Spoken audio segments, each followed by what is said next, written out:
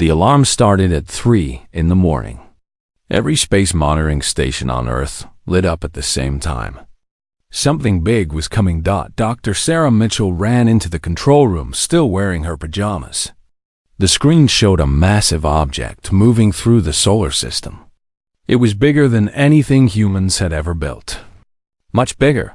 Is it a ship? She asked. Yes, her colleague Tom replied. And it's dying. The alien vessel was torn apart in places. Pieces of metal floated away from its hull. Strange lights flickered on and off across its surface. It was broadcasting signals in dozens of languages. Most of them humanity had never heard before. Please, the message said in broken English. We need help. We are refugees. We mean no harm. Within hours, every government on Earth knew about the ship. The United Nations held an emergency meeting. Presidents and prime ministers argued through video screens. Some wanted to help. Others wanted to shoot the ship down before it got closer. The alien ship stopped near Mars and waited. It didn't move closer to Earth. It just sat there, sending the same message over and over. Finally, Earth sent a response. Who are you? Why are you here? The answer came back slowly. A face appeared on the screens. It wasn't human. It had 4 eyes arranged in a square pattern and skin that looked like purple stone. But it looked tired. It looked scared. My name is Kethera, the alien said. I speak for the Veiled Collective. We are 50,000 people from many different worlds. We have nowhere else to go. Kethera told Earth a terrible story. In the galaxy, there was a powerful government called the Galactic Concord. Hundreds of worlds belonged to it. The Concord decided which species could live and which should die. 3 years ago, the Concord started something called the Great Purge. They said some species were not needed anymore. These species were too slow, too weak, or too different. The Concord sent armies to eliminate them. They came to our worlds, Kethera said. They gave us a choice. Help them kill others or die ourselves. The Veiled Collective was formed by those who refused. 23 different species gathered their people and ran. They took whatever ships they could find and escaped into deep space. The Concord chased them. The Concord destroyed many of their ships. Only this one large vessel remained. We heard about Earth, Kethera continued. We heard humans were different, that you once fought each other over small differences, but you learned to stop. We hoped you might understand us. The message ended. The alien ship waited for an answer. Earth exploded into debate. News channels ran stories 24 hours a day. Some people were afraid. They said the aliens might be dangerous. They said Earth didn't have enough food or space for 50,000 aliens. Others were angry at the Concord. They said any government that committed genocide was evil. They said Earth had a moral duty to help. A movement started online. It was called Shelter the Stars. Millions of people changed their profile pictures to show Earth surrounded by different colored stars.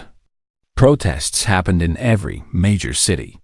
People held signs that said, "Remember the refugees," and "We are all immigrants to this universe." But there was a problem. 3 days after Kethera's message, another ship arrived. This one was sleek and powerful. It was a Concord vessel. A Concord ambassador appeared on Earth's communication channels. He looked almost human, except his skin was silver and his eyes had no pupils. "Greetings, Earth," the ambassador said. His voice was smooth and cold. "We are pleased to make contact with your species. However, we must discuss a serious matter. The criminals aboard that damaged vessel are wanted by the Concord. They refuse to follow galactic law. We ask that you surrender them to us for processing. What will you do with them?" President Amara Chan of Earth asked. "That is not your concern," the ambassador replied. "This is a matter of galactic justice. Earth is not part of the Concord. You have no authority here. Stay out of our business, and we will consider trade agreements with your world. Interfere, and there will be consequences. The threat was clear. Help the refugees and make an enemy of the most powerful force in the galaxy. Turn them away and gain a potential ally. President Chun asked for time to decide. The Concord gave Earth 1 week. That week was the longest in human history. The United Nations held vote after vote. Scientists studied the refugee ship and confirmed Kethra's story. The damage patterns matched Concord weapons. Intercepted communications proved the Concord was lying about why they wanted the refugees back. Meanwhile, human ships brought supplies to the alien vessel. Food, medicine, and repair materials floated across space. The collective was amazed. No one had helped them in 3 years. On the 6th day, President Chun spoke to the world. "I have read our history," she said. "I have read about times when people were turned away from safety, when refugees were sent back to certain death because others were too afraid or too selfish to help. Every time we did this, we regretted it. Every time, we promised never again." She paused and looked directly into the camera. Never again means never again. The Veil Collective is welcome on Earth. Starting tomorrow, we will begin bringing them down to processing centers. We will give them food, shelter, and safety. We will treat them as we would want to be treated if our world was destroyed. The Concord ambassador appeared on screens immediately. He was furious. "You make a terrible mistake, humans. The collective are criminals. You harbor enemies of the Concord. There will be a price for this. Then we will pay it," Chun replied. "Come to Earth if you want them. But you'll have to go through us first." The next morning, the first shuttles launched from the refugee ship. They descended through Earth's atmosphere, carrying aliens who had given up hope of ever finding a home. As they landed in Australia, China, Brazil, and Kenya, millions of humans waited to welcome them. Kethra stepped off the first shuttle in Nairobi. She had 4 arms and purple skin. She stood 7 feet tall. She looked nothing like any human. But when Dr. Sarah Mitchell stepped forward and held out her hand, Kethra knew what it meant. She took the human's hand and felt something she hadn't felt in years. Hope. 6 months had passed since the collective arrived. Earth had changed in ways no one expected. Kethra stood in front of a broken water treatment plant in Cairo. With her 4 arms, she could work twice as fast as the human engineers beside her.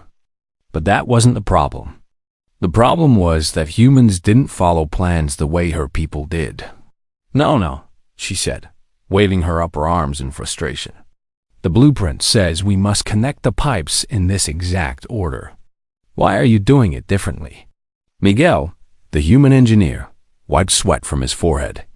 "Because I've done this before, and this way works better. Trust me. Trust." Kethra's 4 eyes blinked in confusion. The plan was reviewed by experts. "We should follow it exactly." "Yeah, but the plan was made by people who've never been to Cairo. I know this soil. I know this water. We need to adapt." This happened every day. Kethra's species, the Sivan, had built their civilization on perfect order and careful planning. Humans just made things up as they went along. It was chaos. It was madness, but somehow it worked. The water plant came online 2 weeks early. Miguel's modifications made it 30% more efficient than the original design. Kethra didn't understand humans at all. Across the world in Toronto, another kind of confusion was happening. Xian walked through the halls of Central High School, trying not to scratch the floor. His body was made of living crystal. Every step made a soft clicking sound. "Hey, Xian!" A human girl named Sophie ran up to him. "Did you finish the math homework?" "Yes," Xian said. His voice sounded like wind chimes. "It was simple." "Simple? Are you kidding?" Problem 15 took me an hour. Xian didn't understand why math was hard for humans. Numbers were just patterns. His species, the Torsion, could see mathematical relationships the way humans saw colors. But humans were good at other things. They understood emotions in ways that confused him. Sophie, he asked carefully, why did Marcus stop talking to Jennifer? Yesterday, they were friends. Sophie laughed. Oh, that's because Jennifer told everyone about Marcus's crush on Ryan. He's embarrassed. But why would he stop being her friend because of embarrassment? The friendship still has value. It's complicated, Sophie said. Humans are weird about feelings. At lunch, Xian sat with a group of human students and 2 other alien refugees. They talked about everything from music to sports to the latest videos online. Xian didn't understand half of it, but he liked being included. He liked having friends. The cafeteria served special meals now. 1 section for humans. 1 for crystal-based beings like Xian who ate minerals. 3 other sections for different alien biologies. The lunch lady, Mrs. Patterson, learned to cook for 23 different species. She complained constantly, but she never got an order wrong. Not everything was peaceful. In Germany, protests erupted when a collective family moved into an apartment building. Some humans still feared the refugees. They said aliens were taking jobs and resources. They said Earth should take care of humans first. A few politicians agreed. They formed a group called Humanity First. They held rallies and demanded the collective be moved to camps away from human cities. But they were a small minority. Most humans had a different view. Dr.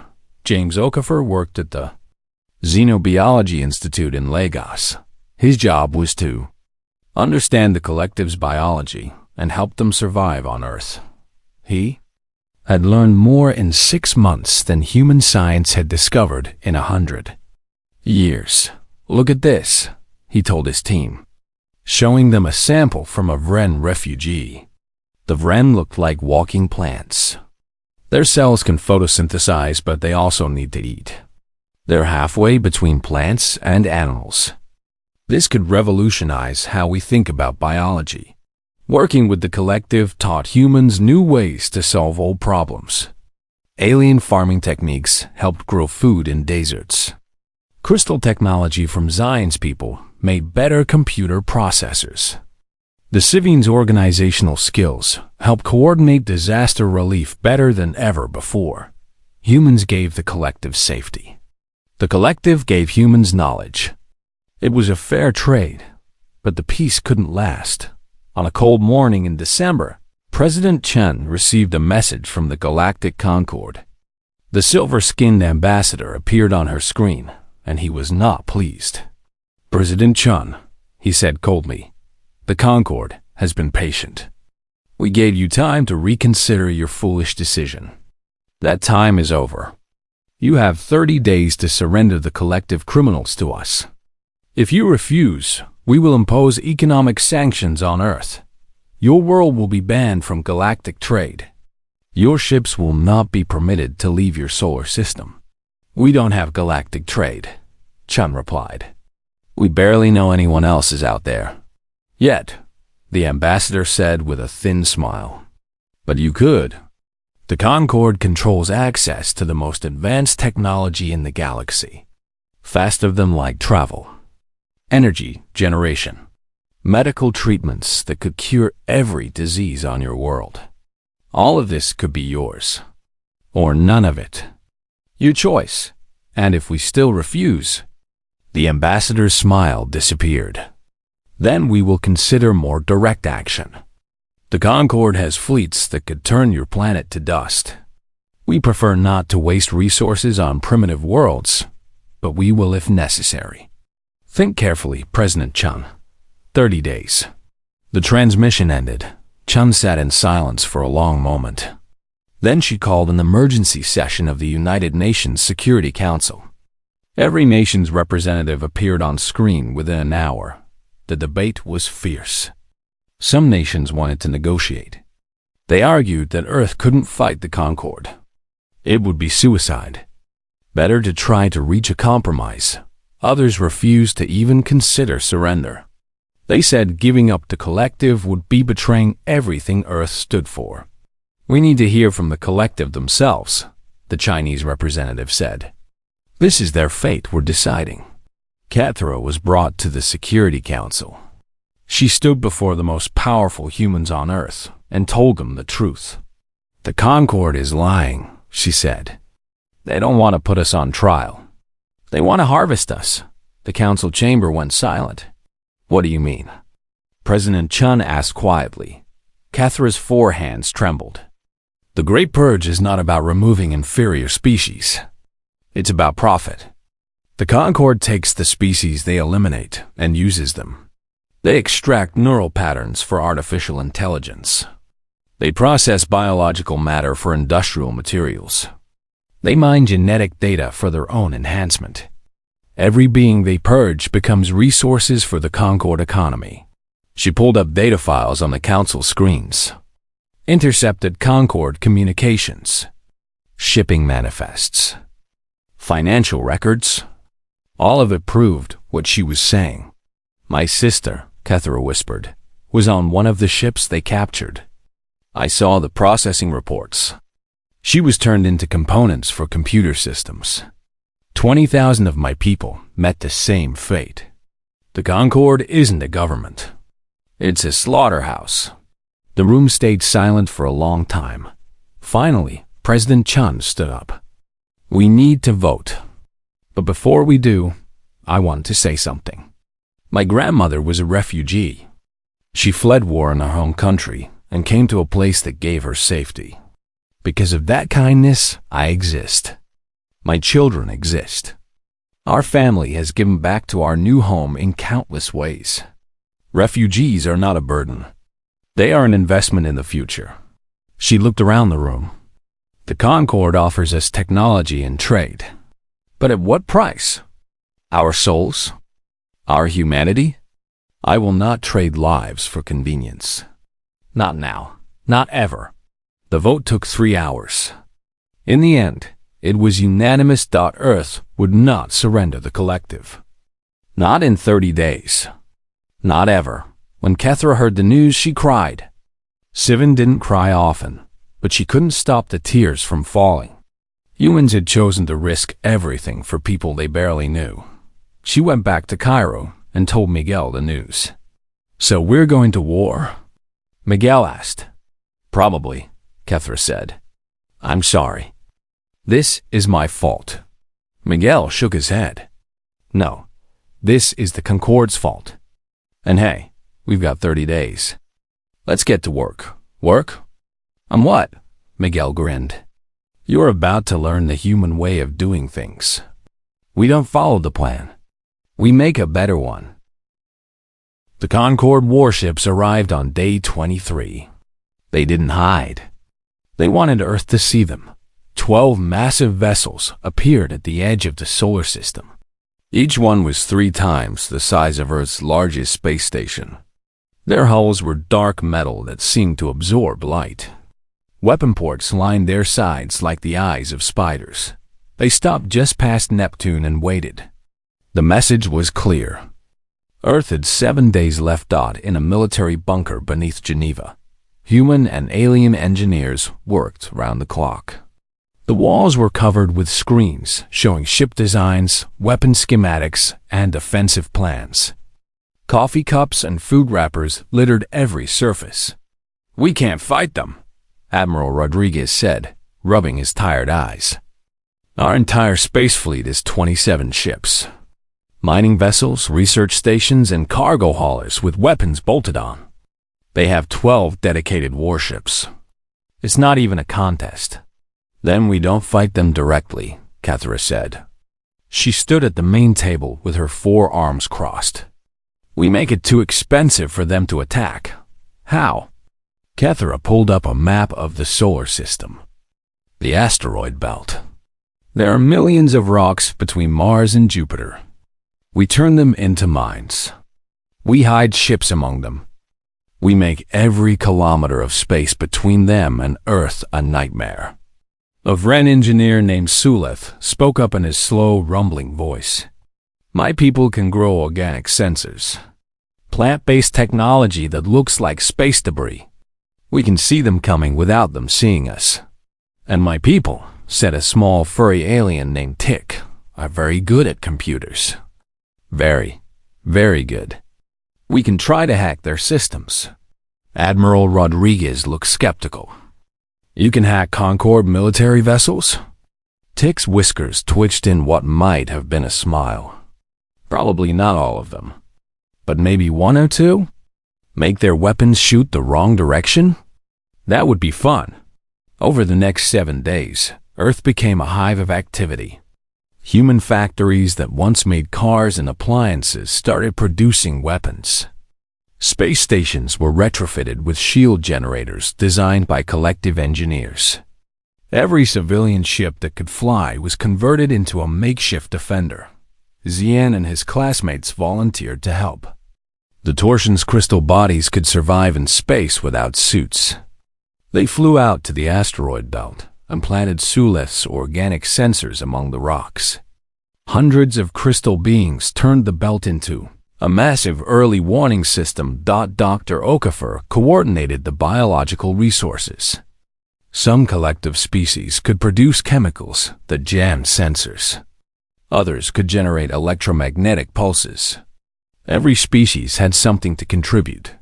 Kethra worked with Miguel and other human engineers to combine technologies in ways neither humans nor aliens had tried before. Human creativity met alien precision. The results were strange but effective. But everyone knew it probably wouldn't be enough. On day 29, President Chun made a decision. Earth sent a message into deep space. Not to the Concorde. To everyone else. People of the galaxy, Chun said in the broadcast. We are Earth. We are a young species. We have only just learned we are not alone. We have made many mistakes in our history. We have hurt each other over small differences. But we learned. We grew. We became better. She paused and looked directly into the camera. 6 months ago, refugees came to our world. They were fleeing genocide. They asked for shelter. We said yes. Now the ones who hunt them demand we hand them over. We have refused. Tomorrow, they will likely attack us. We will probably lose. Her voice became stronger. But before we do, we want you to know the truth about the Galactic Concorde. We are sending you evidence of their crimes. The Great Purge is not justice. It is murder for profit. They harvest species like crops. They turn living beings into raw materials. The broadcast included all the data Kethra had provided. Shipping manifests, communications, financial records. Everything. If you are out there, Chung continued, if you are watching, if you have also been cast out or threatened or forced to choose between your conscience and your survival, know this. Earth stands with you. We may fall tomorrow, but we will fall fighting for what is right. And maybe, if enough of us stand together, one day the Concorde will fall instead. The message was sent to every frequency, every known communication channel. Then Earth waited. Day 30 arrived. The Concorde ships began moving. They glided through space like sharks, slow and confident. They knew they would win. Admiral Rodriguez stood in the command center, watching the screens. All ships, battle stations. Activate the belt defenses. God help us all. The Concorde fleet reached Mars. That's when the first surprise hit them. The organic sensors Suleth had designed lit up all at once, creating a web of light across the asteroid belt. It didn't hurt the ships, but it blinded their sensors for precious seconds. In those seconds, Tick and his team struck. Malicious code flooded into the Concorde network. It didn't take over their ships. Tick was right about that. But it did confuse them. Targeting systems flickered. Communication channels scrambled. One Concorde ship fired at another by mistake. The blast was deflected by shields, but it broke their perfect formation. Now, Admiral Rodriguez shouted. Human and collective ships burst from hiding spots among the asteroids. They were small and fast. They couldn't hurt the Concorde vessels much, but they didn't need to. They just needed to be annoying. Missiles launched. Most were destroyed before they hit, but a few got through. They carried the chemical mixtures Dr. Okafor had designed. They burst against Concorde shields and released clouds of organic matter that ate through energy fields like acid. The Concorde fleet slowed down. This wasn't supposed to be difficult. These were primitives and refugees. Why were they fighting so well? The answer was simple. Humans had fought each other for thousands of years. They knew every dirty trick. The collective had survived 3 years of running and hiding. They knew how to make every resource count. Together, they were dangerous, but the Concorde was still winning. For every Concorde ship that took damage, 3 human vessels exploded. The fleet pushed forward, closing the distance to Earth. Then something impossible happened. Wormholes opened in space. New ships poured through. They came from everywhere. Small vessels and large ones. Ships that looked like they were held together with hope and spare parts. They flew flags from species the Concorde had labeled extinct. This is the Remnant Fleet, a voice broadcast on open channels. Earth called. We answered. More wormholes opened. More ships appeared. Some brought weapons. Some brought supplies. All brought solidarity. Admiral Rodriguez stared at the screens in shock. Where did they all come from? Cathara was crying again. They're like us, refugees, survivors, species the Concorde thought they destroyed. Earth's message reached them. The new arrivals called themselves the Outcast Alliance.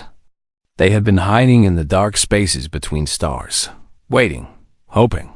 When Earth broadcast the Concorde's crimes and refused to surrender the collective, they decided to stop hiding. The battle changed. The Concorde fleet was now surrounded. Ships attacked from all directions. The Concorde tried to retreat, but the outcasts cut off their escape routes. One Concorde warship broke formation and made a run for Earth. It had a single purpose. Its weapons charged, targeting Earth's core. A planet-killer blast that would crack the world in half. We can't stop it, Rodriguez said. We don't have anything that strong. Yes, we do, Cathara said quietly. She walked to a communication panel. All collective volunteers, this is Cathara. I need you now. Hundreds of small ships changed course. They weren't warships. They were shuttles, personal craft, anything that could fly.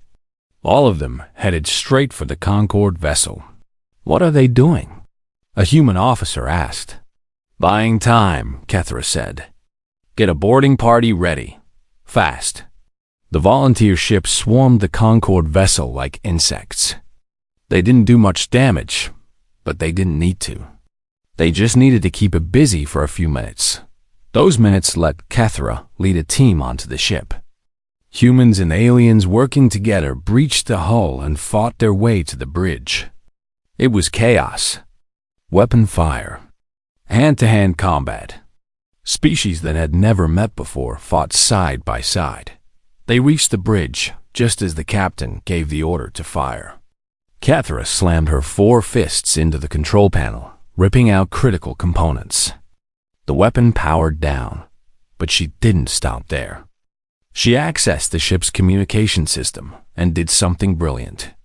She broadcast the Concorde bridge communications to every channel, every frequency, including back to the Concorde homeworld. The galaxy heard Concorde officers casually discussing how many tons of processed biological material each purged species would provide.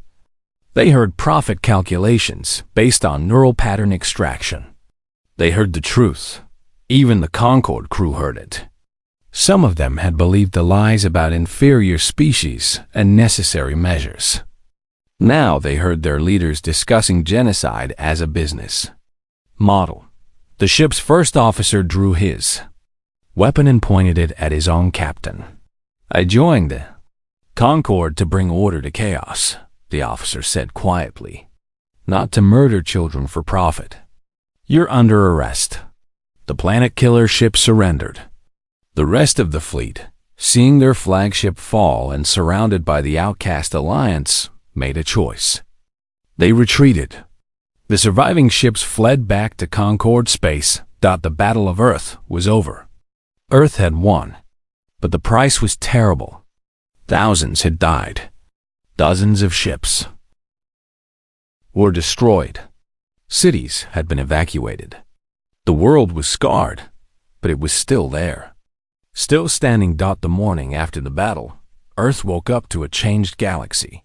Cathra's broadcast had gone everywhere. Every species in the Concord received it. Every world that had trusted their government to protect them now knew the truth. The Great Purge wasn't about security or progress.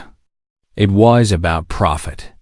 It was about turning living beings into resources. The Concord tried to deny it. Their leaders appeared on broadcasts and called the evidence fake. They said Earth and the Outcasts were terrorists spreading lies. They demanded order be restored, but no one believed them anymore.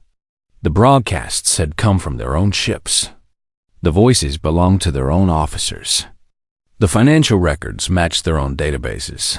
On a Concord colony world called Tertian V, protests erupted. Citizens demanded answers. They wanted to know if their taxes had funded genocide. They wanted to know if their soldiers had committed murder in their name. On the industrial world of Forge Prime, workers went on strike. They refused to process materials until someone proved those materials hadn't come from purged species. Production stopped. The Concord economy began to shake. In the Concord Senate, representatives screamed at each other. Some demanded the truth. Others tried to maintain the lie. A few brave ones called for the government to dissolve itself and face justice. The galaxy was breaking apart. On Earth, President Chun sat in her office reading reports. The casualty numbers made her feel sick. 3,274 humans dead. 892 collective members. Countless ships destroyed. Cities damaged by falling debris. But there was other news too. Messages were flooding in from across the galaxy. Species Earth had never heard of were sending thanks. Some sent supplies to help with repairs. Others sent information about Concord corruption in their regions. A soft knock came at her door. "Come in," Chen said. Dr. Okafor entered with Xian. The crystal teenager looked different now. Part of his body had been damaged in the battle. He'd been one of the volunteers who planted sensors in the asteroid belt. A piece of debris had hit him during the fighting. "Mr. President," Xian said in his wind chime voice, "I wanted to thank you for everything." Chun smiled sadly. "You're the one who should be thanked. You fought for Earth. You didn't have to." "Yes, I did," Xian said. "Earth is my home now. Humans are my friends. Of course I fought." After they left, Chun stood and looked out her window. Geneva had been evacuated during the battle. People were coming back now. She could see humans and aliens working together to repair buildings. Children playing in parks. Different species mixed together like it was the most natural thing in the world. Maybe it was.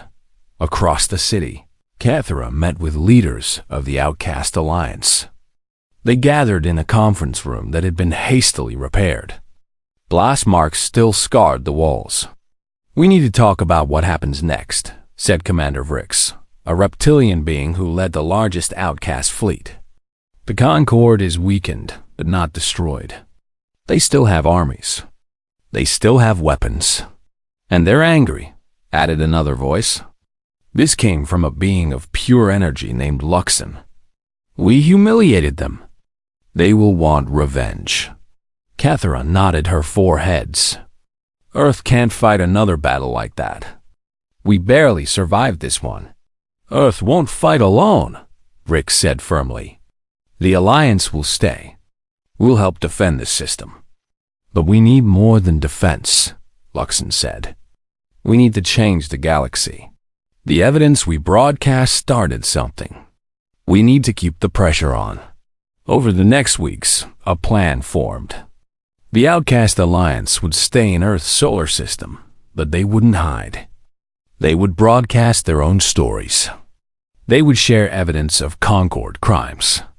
They would become a voice for everyone the Concord had hurt. Earth would become the headquarters of this new resistance. The place where outcasts could gather safely. The place where truth could be spoken without fear. Meanwhile, inside Concord space, things got worse for the government. More colonies rebelled. More workers struck. Military units started deserting. They couldn't arrest everyone. A Concord admiral named Vex made a shocking decision. She took her entire fleet and defected. 50 ships jumped to Earth space and asked for asylum. I followed orders, Vex said when she met with President Chun. I helped the Concord expand. I thought I was bringing civilization to chaos. Then I heard those broadcasts. I heard what we really were. I can't serve that government anymore. What about your crew? Chun asked. They voted, unanimously. We would rather be outcasts than murderers. Earth welcomed them. The Outcast Alliance grew stronger every day, but the biggest change happened on a Concord world called Primus. It was the Concord capital, the center of their government, the heart of their power. A young Concord senator named Jaith stood before the Grand Assembly. She was the same species as the ambassador who had threatened Earth. Silver skin, pupil-less eyes, elegant and cold. But her voice was not cold. It shook with rage. I have reviewed the evidence, Jaith said. I have checked every source. It's all true. Our government has been committing genocide for profit. And we, the Assembly, are complicit. We approved budgets. We passed laws. We knew something was wrong, but we didn't ask questions. Other senators tried to shout her down. She ignored them. My own family benefited from this, she continued. We owned stock in processing corporations. We made money from murder. I am ashamed. We should all be ashamed. She held up a datapad. I am calling for a vote of no confidence in the Concord leadership. I am calling for immediate cessation of all purge operations. I am calling for war crimes tribunals. And I am calling for this assembly to dissolve itself. We have no right to govern. We have no moral authority. We should face justice for what we've done. The chamber erupted. Some senators agreed. Others screamed treason. The session descended into chaos. Security had to clear the building, but Jaith's speech was broadcast across Concord space. Millions heard it. Billions. It was a Concord senator from a Concord family admitting the truth. The lies couldn't hold anymore. Within a month, the Concord government collapsed. Not all at once. Not cleanly. But it collapsed. Some senators fled. Some were arrested by their own people. Some, like Jaith, stayed and tried to build something better from the ruins. A provisional government formed. Their first act was to officially end the Great Purge. Their second was to open communication with Earth and the Outcast Alliance. Their third was to begin identifying all the species they had eliminated and all the ones they had tried to eliminate. The list was horrifying. Hundreds of species. Millions of individuals. Cathra reviewed the list with Dr. Okafor. When she found her species, she broke down. The Sivan had numbered 10 billion before the purge. Now, including the collective, fewer than 2 million survived. I'm so sorry, Okafor said quietly. We can't bring them back, Cathra whispered. My sister, my parents, my world, all gone, turned into components and materials. Okafor didn't try to comfort her with empty words. He just sat with her while she cried. But grief wasn't the only emotion spreading through the galaxy.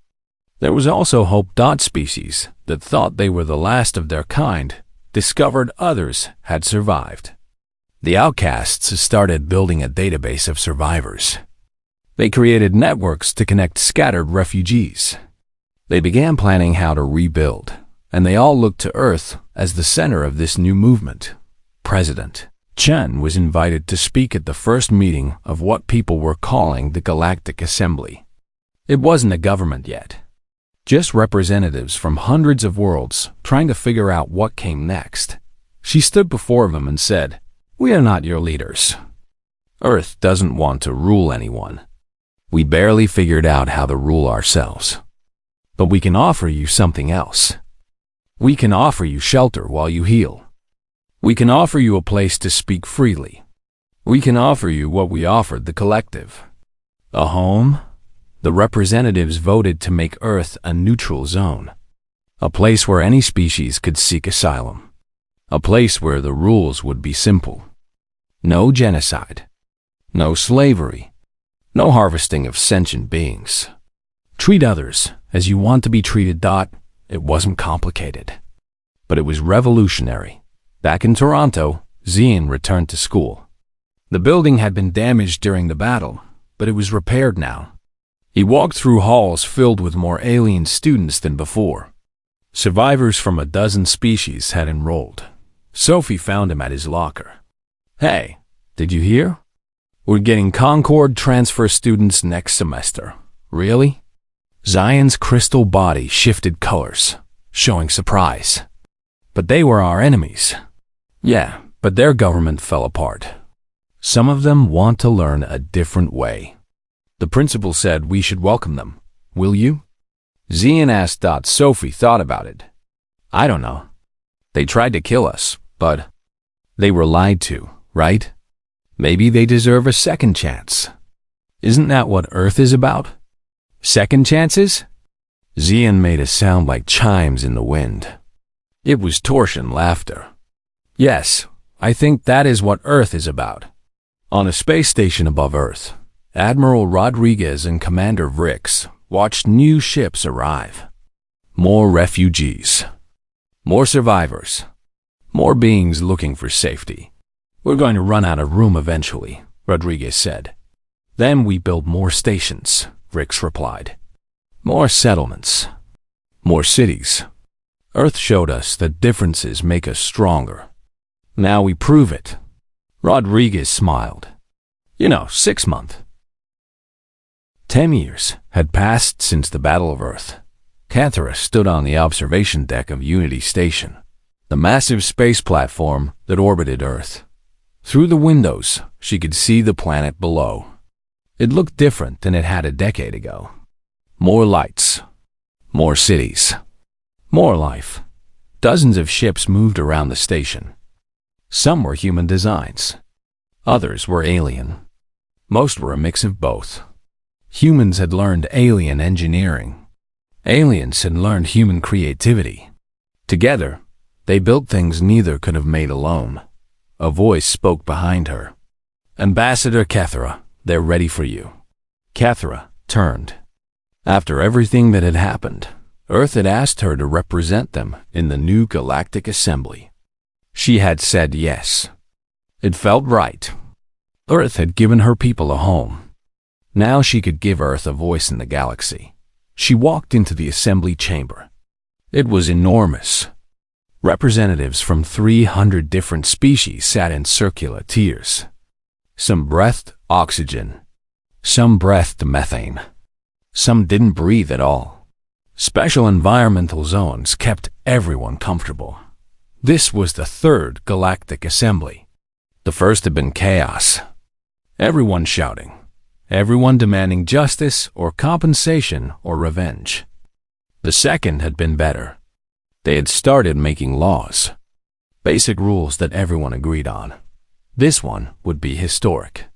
Today, they were voting on the final version of the Galactic Charter. The document that would define how species interacted with each other. Cathera took her seat next to the human representative, Ambassador Marcus Webb.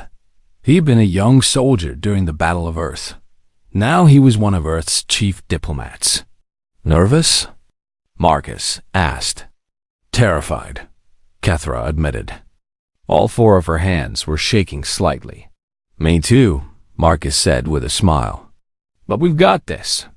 The assembly leader, a wise old being named Elder Sooth, called for order.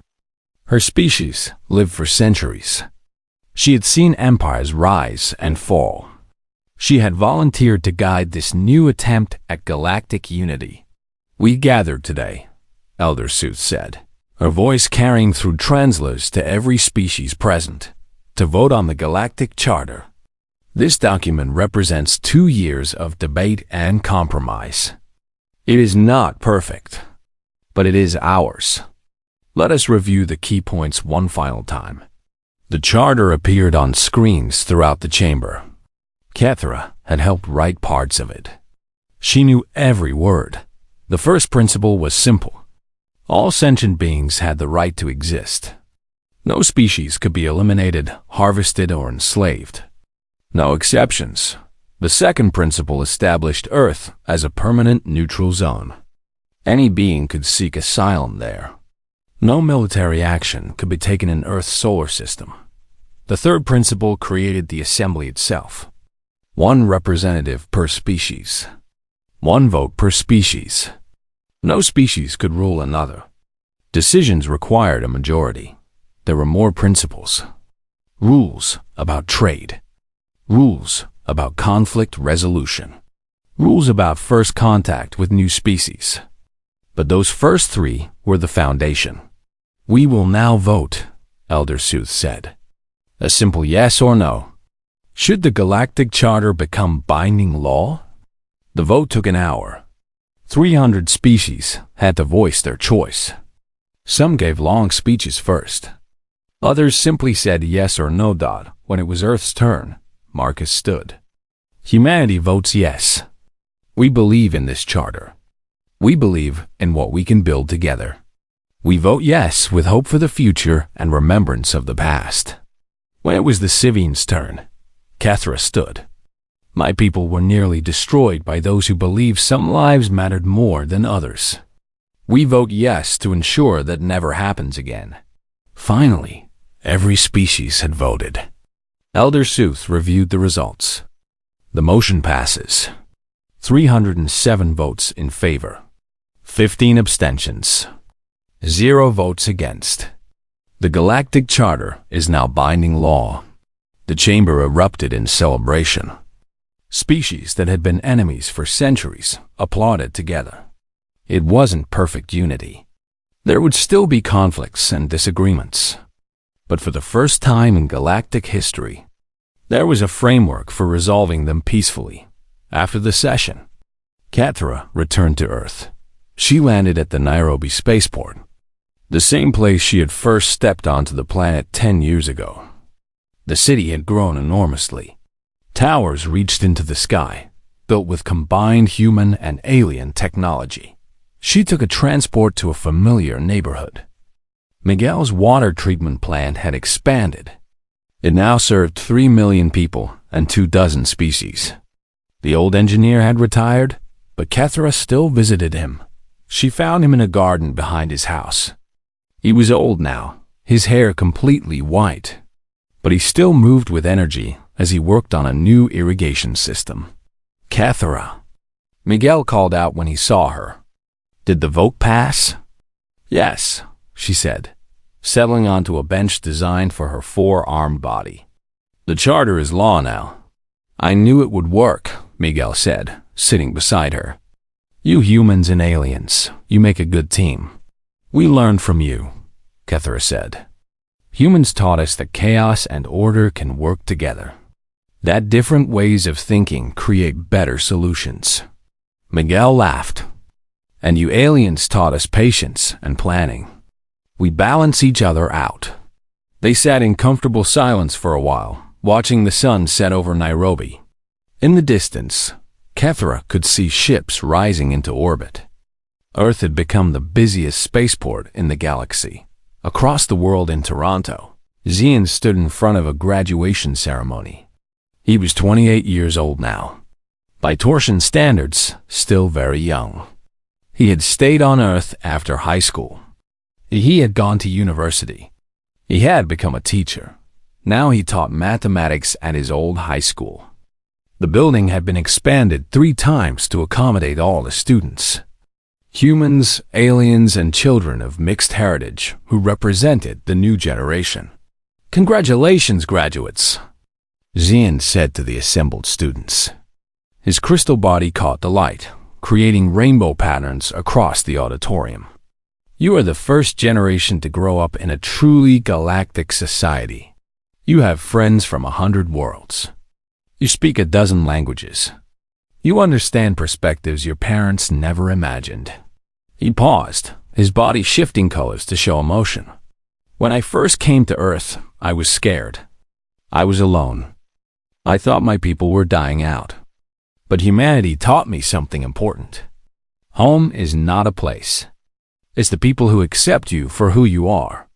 In the audience, Sophie sat with her own daughter. The child was half human, half Torsian, a living bridge between 2 species. There were thousands like her now, children who belonged to 2 worlds or 3 or more. "Earth gave me shelter when I had nowhere else to go," Zian continued. "Now I have watched Earth give shelter to millions. I have watched this planet become a beacon for the lost and the outcast. And I have learned that humanity's greatest strength is not their technology or their warriors.